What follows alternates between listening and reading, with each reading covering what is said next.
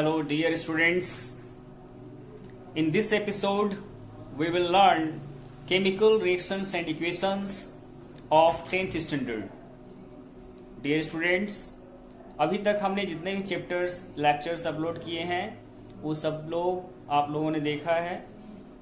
तो अब हम लोग केमिस्ट्री का भी चैप्टर्स बीच बीच में डालते रहेंगे। तो आज हम लोग पहला चैप्टर स्टडी करने जा रहे हैं, केमिकल रिएक्शंस एंड इक्वेशंस। देखिए, केमिकल रिएक्शंस में हम लोगों को क्या पढ़ना होता है, हम लोगों को बेसिकली देखना होता है कि कोई भी चीज जो चेंज हो रहा है सब्सटेंस किसी दूसरे सब्सटेंस से रिएक्ट होने के बाद उसमें चेंजेस होने के बाद क्या फॉर्मेशन हो रहा है। तो जब भी केमिकल रिएक्शन होता है तो वहां पर गैस का, वहां पर टेम्परेचर का, वहां पे कलर का, वहां पर स्टेट का, इन 4-5 चीजों का जो है चेंजेस जो है कंफर्म हो जाता है कि ये चेंज होगा। ठीक है, तो हम लोग यही डिस्कस करने वाले हैं आज कि केमिकल रिएक्शंस में क्या क्या है। और बेसिकली मैं यहाँ पर थ्योरी को ओरल लिखवाते हुए चलूंगा और कुछ पॉइंट्स को समझाते हुए चलूंगा। तो आज हम लोग इवन केमिकल रिएक्शंस क्या होते हैं और उसको जब हम रिप्रेजेंट करते हैं, किसी भी रिएक्शंस को जो वर्डिंग में लिखा हुआ है उसको अगर हम लोग सिंबलिकली रिप्रेजेंट कर दें तो उस रिप्रेजेंटेशन को हम केमिकल इक्वेशन कहते हैं। केमिकल इक्वेशन के बाद अगर कोई केमिकल इक्वेशन है तो डेफिनेटली उसको हमें बैलेंस करना होगा, उसका स्टेट लिखना होगा, किस स्टेट में वो था, रिएक्ट होने के बाद किस स्टेट में वो कन्वर्ट हो रहा है, उस बेसिकली टर्म को हमें ध्यान रखना होगा। तो बच्चों, हम लोगों को यही ध्यान रखना है इस केमिकल रिएक्शंस एंड इक्वेशन में कि कोई भी सब्सटेंस दूसरे सब्सटेंस से रिएक्ट कर रहा है तो रिएक्ट होने के बाद जो फॉर्मेशन हो रहा है वहां पर, यानी रिएक्टेंट टू प्रोडक्ट जो फॉर्म हो रहा है वहां पर सब्सटेंस का स्टेट क्या था, उसका टेम्परेचर क्या था और कलर क्या था, और चेंज होने के बाद जो फॉर्मेशन हुआ है वहां पर जो कलर चेंज हो रहा है, टेम्परेचर जो हो रहा है, हीट इवोल्यूट कर रहा है, इन सबको हमें ध्यान रखना होगा। तो हर एक केमिकल रिएक्शंस को जो नोटेशन सिंबलिकली हम लोग रिप्रेजेंट करते हैं वो केमिकल इक्वेशंस होता है, और केमिकल इक्वेशंस को हमें बैलेंस करना होता है। तो बैलेंस करने के लिए हम हीट एंड ट्रायल मेथड या डायरेक्ट मेथड यहाँ सीखेंगे 10th स्टैंडर्ड में, और भी मेथड्स हैं जो हम फर्दर क्लासेस 11th स्टैंडर्ड में सीखने हैं हमें। ठीक है, तो हम लोग यहाँ पर केमिकल रिएक्शंस एंड इक्वेशन में केमिकल रिएक्शन क्या होता है, इक्वेशंस क्या होते हैं, उसको बैलेंस कैसे करना है, बेसिकली हमें 10th स्टैंडर्ड में हीट एंड ट्रायल मेथड्स को ध्यान रखना है। तो हीट एंड ट्रायल मेथड में क्या क्या पॉइंट्स हमें ध्यान रखने होते हैं, तो हमें एक टेबल बनाना होता है, लिखना होता है एलिमेंट्स कितने हैं रिएक्टेंट और प्रोडक्ट दोनों को देख करके, और नंबर ऑफ एटम्स रिएक्टेंट में कितने हैं, प्रोडक्ट में कितने हैं, ये सब हमें ध्यान रखना होता है। अभी हम बोर्ड पर चलेंगे तो उसमें हम ध्यान से समझेंगे उसको। ठीक है बच्चों, तो आइए हम लोग अब चलते हैं व्हाइट बोर्ड पर और वहां पढ़ते हैं chemical reactions and equations of 10th standard. Okay dear students,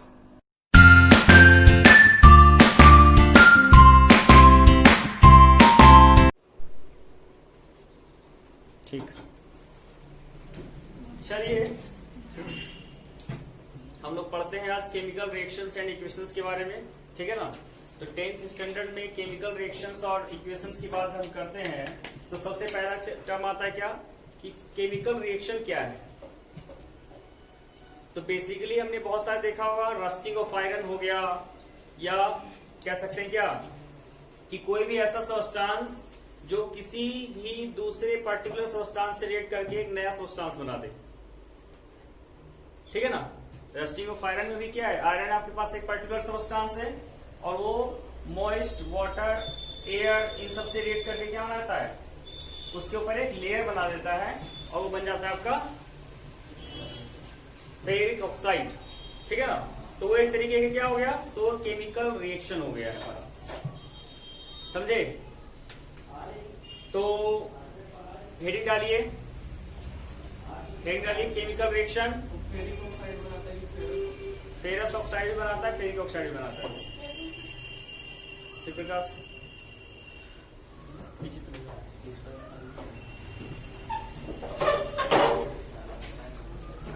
लिखिएगा, chemical reactions are the processes,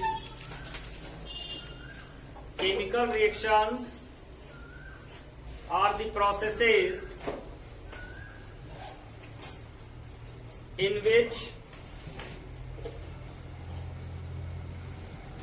in which new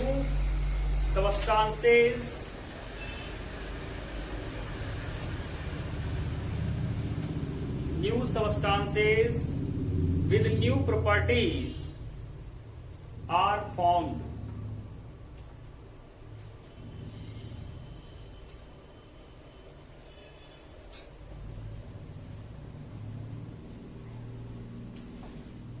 तो जब भी हम दो सब्सटेंस की बात करते हैं ना, तो यहां पर दो टर्म आ जाता है, ठीक है ना। यानी जो ऐसा सब्सटेंस जो रिएक्शन में पार्टिसिपेट कर रहा है वो हमारा हो जाता है रिएक्टेंट, और आफ्टर रिएक्शन जो फॉर्मेशन हुआ है वो आपका है product.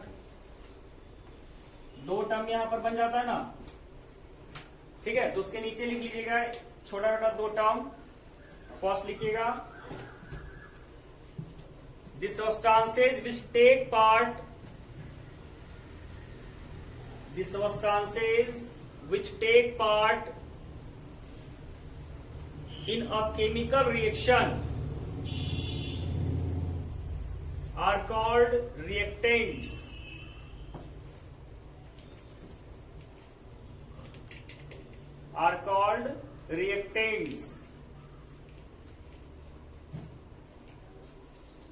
And number two, new substances produced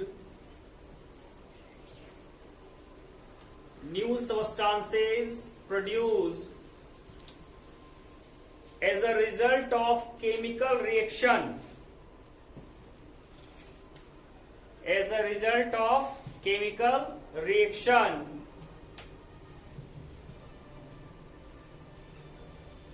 are called products.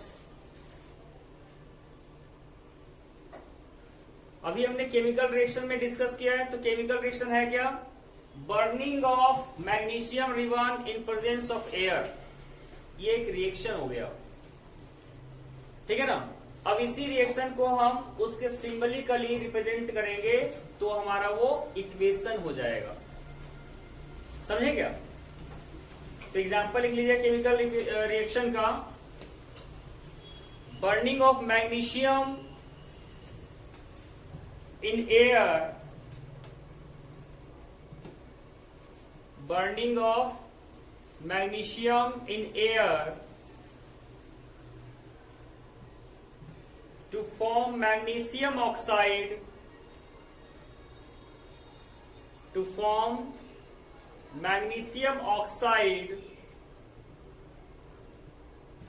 is an example of chemical reaction.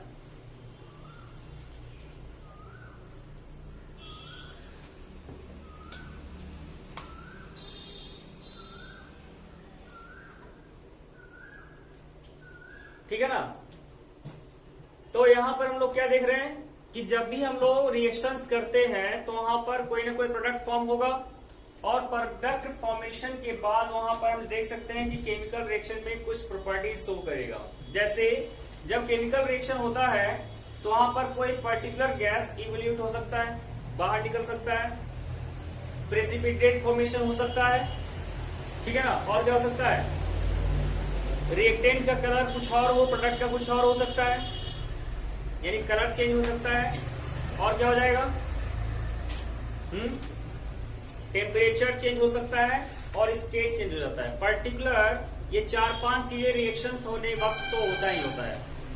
तो these are the properties of chemical reaction, कि कोई भी केमिकल रिएक्शन अगर हो रहा है तो वहां पर ये सब प्रॉपर्टी उसका चेंज हो सकता है। अब टेम्परेचर चेंज होने का मतलब जरूरी नहीं कि हीट इवोल्यूट ही हो सकता है वो कोल्ड भी हो जाए।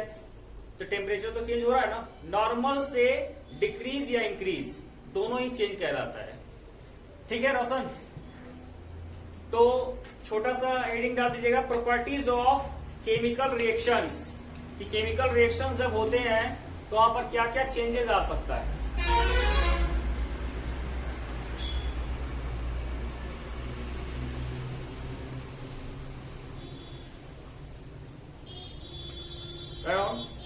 During chemical reactions,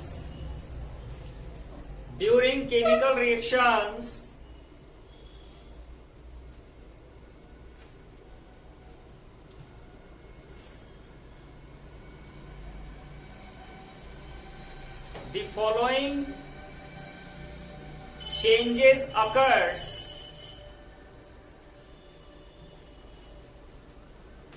following changes occurs. अब ये पॉइंट वाइज में आपको नोट करना है. First point, such as evolution of gas,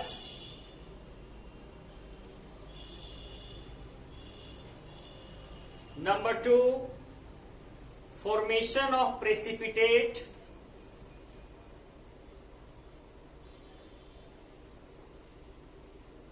number 3, change in color,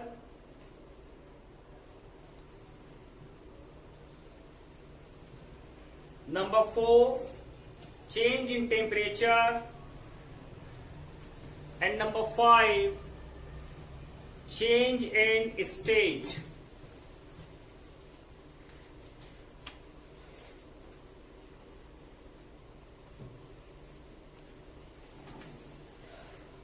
ठीक है ना. यानी कोई भी केमिकल रिएक्शंस अगर होता है तो ये सब तो चेंज होगा ही होगा. अब इन्हीं केमिकल रिएक्शंस को हम लोग उसके सिंबल से रिप्रेजेंट करते हैं. रिप्रेजेंटेशन जो होता है उसको हम बोलते हैं केमिकल इक्वेशंस. हर एक केमिकल रिएक्शन के लिए हम एक पर्टिकुलर इक्वेशन लिख सकते हैं. जैसे अभी मैंने बताया ना आपको कि जब हम मैग्नीशियम को बर्न करते हैं ऑक्सीजन में तो मैग्नीशियम का सिंबल होता है Mg, ऑक्सीजन का O2. ठीक है ना. तो ये फॉर्म करता है मैग्नीशियम ऑक्साइड. तो यहां पर हमने क्या कर दिया, उसी रिएक्शंस को हमने इक्वेशन के फॉर्म में रिप्रेजेंट कर दिया है. तो this is called chemical equation. ठीक है ना. नेक्स्ट डालिएगा chemical equation.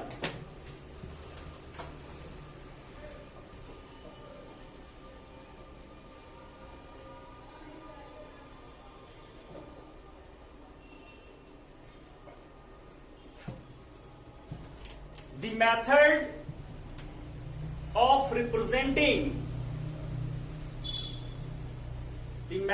of representing of chemical reaction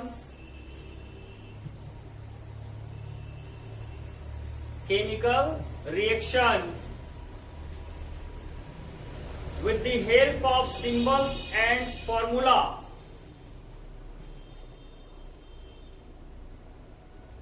With the help of symbols and formula of the substances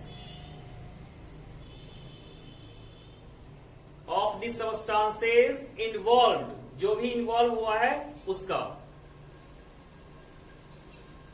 is known as chemical equations. Is known as chemical equations. अब ये chemical equation का example पहले आप लिखेंगे इसको word में कि when magnesium ribbon burns in presence of air to form magnesium oxide. और उसके बाद यहां देखिए रिएक्शन लिखा हुआ है magnesium ribbon Mg burns in presence of air O2 to form MgO. एक और एग्जांपल ले सकते हैं कि when zinc metal react with dilute sulfuric acid, when zinc react with dilute sulfuric acid,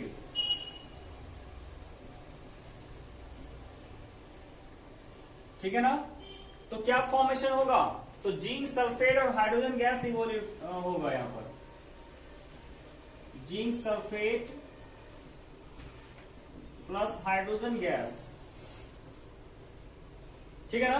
अब इसमें हम लोग क्या देख पा रहे हैं कि जिंक का सिंबल होता है Zn. सल्फ्यूरिक एसिड क्या होता है H2SO4. ठीक है ना. तो क्या बनेगा zinc sulphate ZnSO4 plus hydrogen gas H2. तो इस रिएक्शन का क्या हो गया, सिंबलिकली रिप्रेजेंटेशन हो गया. तो दिस इज केमिकल इक्वेशन. इसको आप सेकेंड एग्जांपल में लीजिएगा.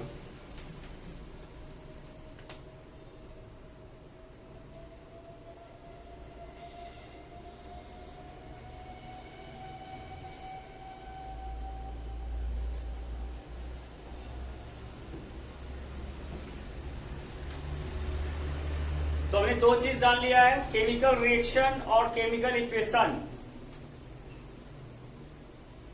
ठीक है, अब हम इसके बैलेंसिंग के बारे में जानेंगे कि कोई भी रिएक्शन हुआ तो उसको हम सिम्बलिकली रिप्रेजेंट कर दिए तो वो इक्वेशन हो गया उसका।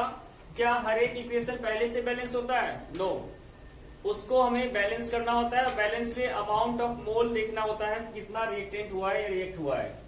जैसे यही देख लीजिए, मैग्नीशियम जब बर्न हुआ था ऑक्सीजन के साथ तो 1 मोल मैग्नीशियम है, 1 मोल ऑक्सीजन है, और यहाँ फॉर्मेशन हो रहा है MgO, तो यहाँ ऑक्सीजन तो सिंगल आ गया, यहाँ O2 था, ये बैलेंस तो नहीं है ना। इसको बैलेंस करने के लिए क्या करते हैं हम, अगर डायरेक्ट मेथड अप्लाई करते हैं, 2 था 2 से मल्टीप्लाई कर देंगे तो यहाँ भी 2 से मल्टीप्लाई हो जाएगा, यानी 2 mole of magnesium burn in presence of air of 1 mole oxygen to form 2 mole of magnesium oxide. Same ऐसे यहाँ देखिए, 1 mole of zinc reacted with 1 mole of dilute sulphuric acid to form 1 mole of zinc sulphate and 1 mole of hydrogen gas. ये balance है। तो कई सारे equations पहले से भी बैलेंस हो सकते हैं और बहुत सारे इक्वेशंस को हम लोग बैलेंस करते हैं। तो जो बैलेंस नहीं है उसको बैलेंस कैसे किया जाएगा, ठीक है ना। तो हीट एंड ट्रायल मेथड और डायरेक्ट मेथड, दो मेथड हमें 10th में सीखना होता है। तो डायरेक्ट में तो आपने देखा है, यहाँ मैं 2 से मल्टीप्लाई करके ऐसे कर रहा था। हीट एंड ट्रायल मेथड जो है सीखने वाली चीज है, बहुत ही आसान है। तो आप लोग हेडिंग डालिएगा, balancing of a chemical equations.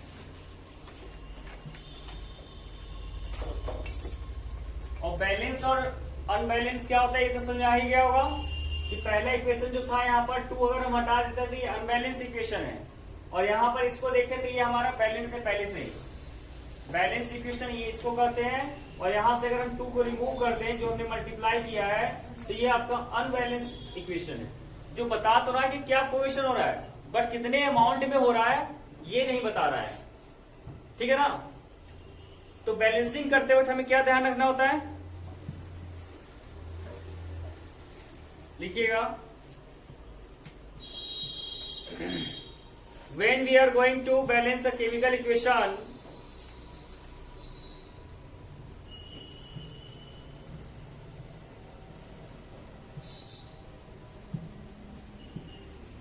we must write the number of atoms present in reactant as well as products. We must know or write the number of atoms present in reactants as well as in products. कि reactant में कितना है कोई भी चीज और product में कितना है कोई चीज, वो हमें पहले देखना होता है।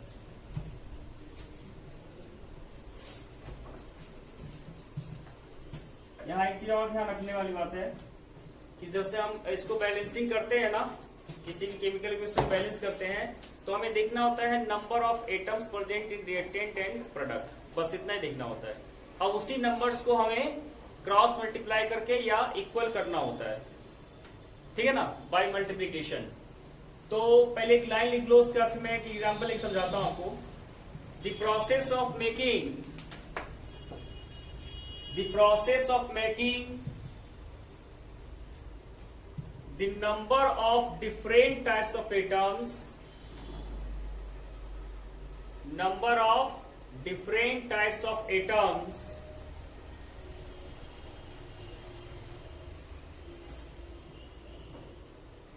equal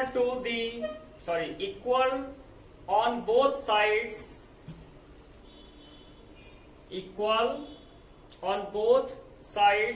of an equation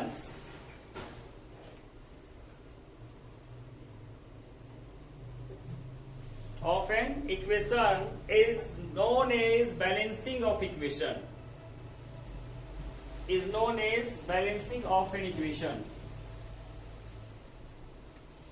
तो सबसे पहला बैलेंसिंग हम लेंगे यहां पर,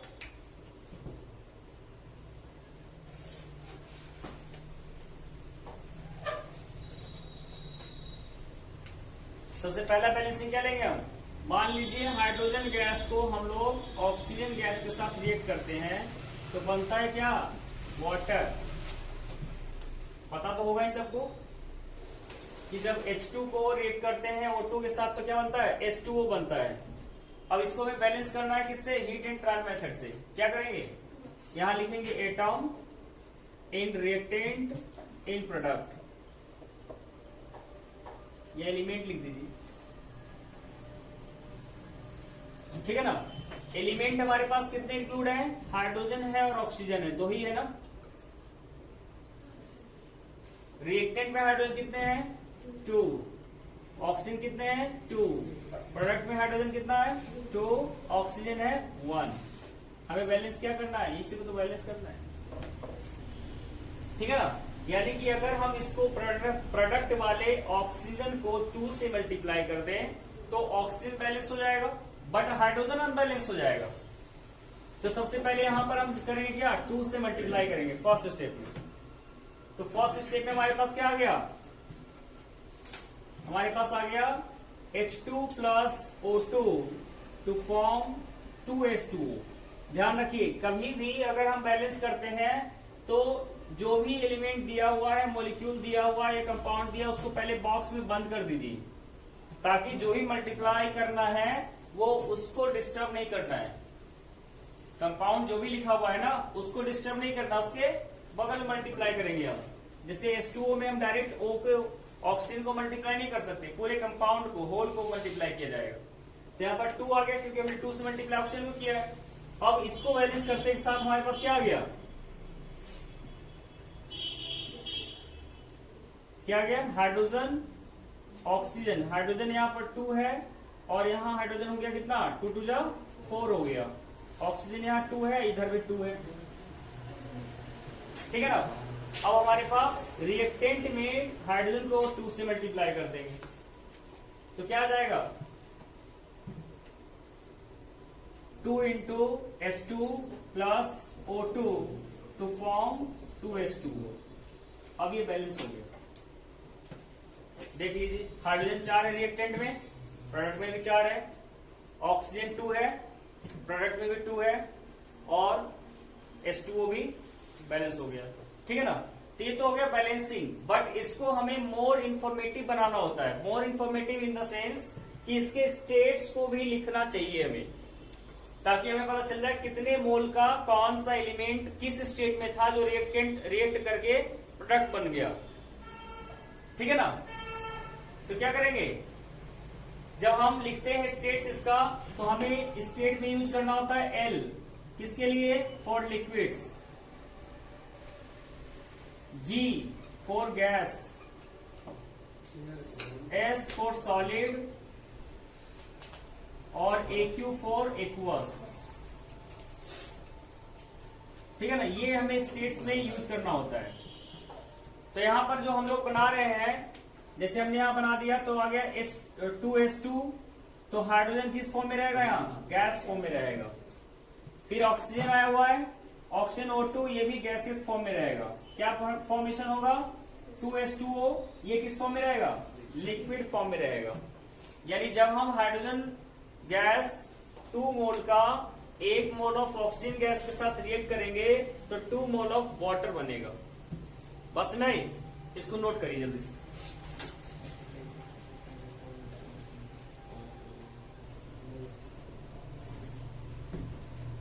To make equations more informative,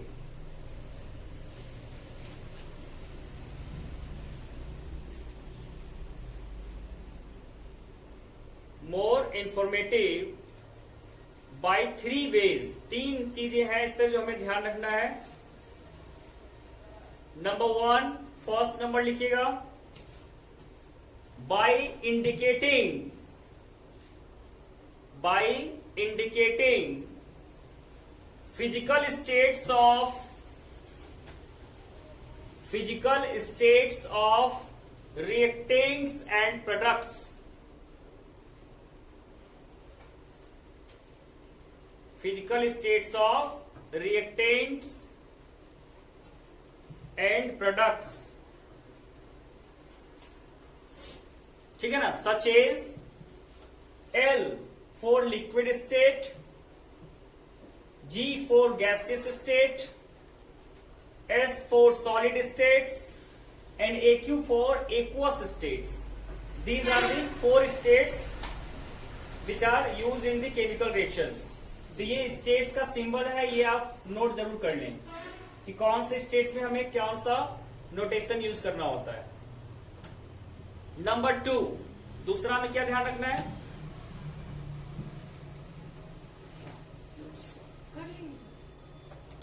second हमें क्या ध्यान रखना है? तो लिखिएगा by indicating the heat change, by indicating the heat change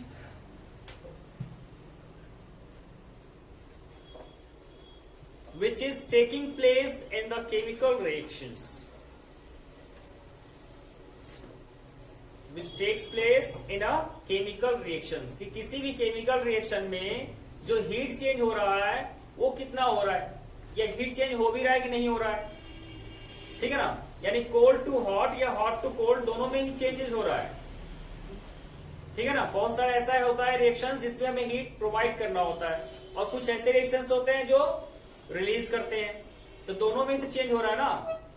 third हमें क्या ध्यान रखना है? Third, by indicating the conditions, by indicating the conditions under which the reactions takes place, under which the reactions takes place.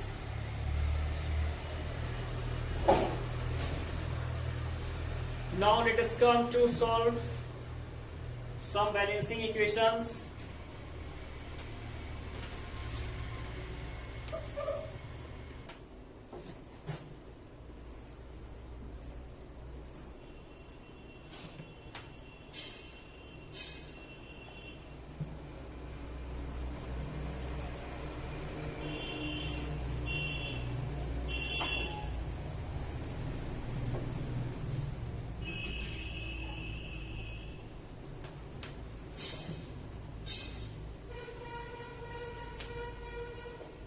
पांच दे दें, ज्यादा नहीं.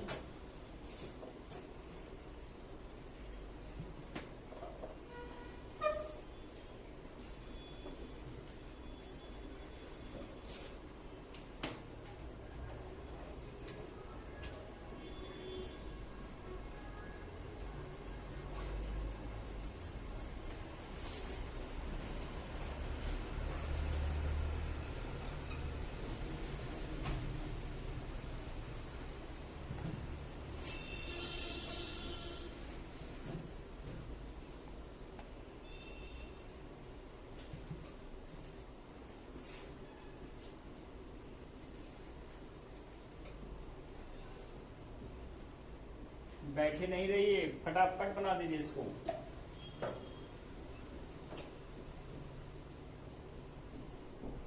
इसमें से कुछ तो बहुत बेहद आसान भी है और कुछ जो है थोड़ा सा आपको काम करना पड़ सकता है उसमें. इन सभी इक्वेशंस को फटाक से बैलेंस कीजिए, अच्छे से देख लीजिए, फिर डिस्कशन किया जाएगा.